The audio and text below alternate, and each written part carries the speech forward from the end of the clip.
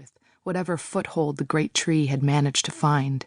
Ida stands alongside her daughter while her husband and sons take turns with Uncle Anders' spade. Knox gets out his pipe and fills it. Kit feels his glance, sympathy or something like, and steps back out of his fruit-scented smoke. She's mostly quiet inside. Still, she feels something slip when Ida puts an arm around Annie and draws her close. A year ago, Kit would have had her own mother beside her. Who knows, if Bobby hadn't left them, there might have been no burial to attend. Once the men have torn out a scrubby ewe, the box goes in. In minutes, they've filled the shallow trough. Everyone helps drag dead fall to cover the grave, one fair-sized log and a dozen mossy limbs. When the last branch has been laid, Knox looks as though he might be about to say a few words.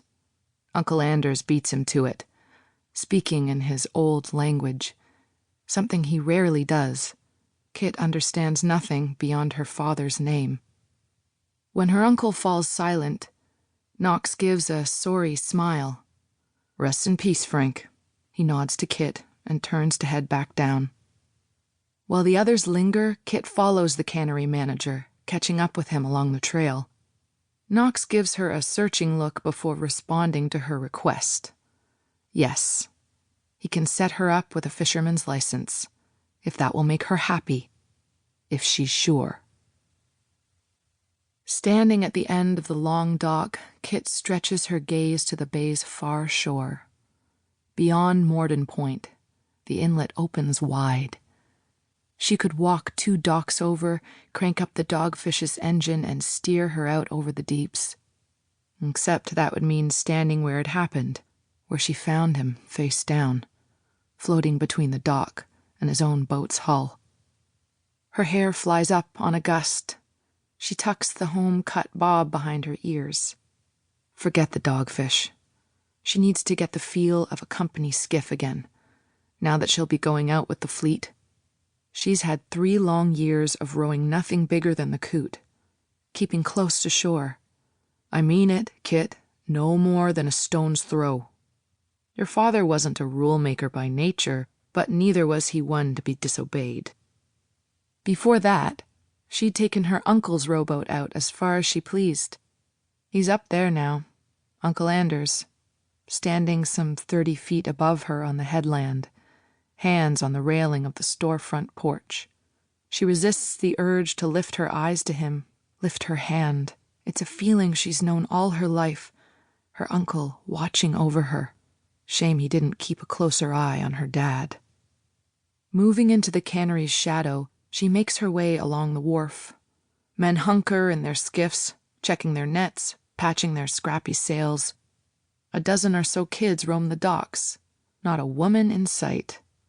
The fishermen's wives packing the week's grub boxes, the washers and packers scrubbing the cannery down.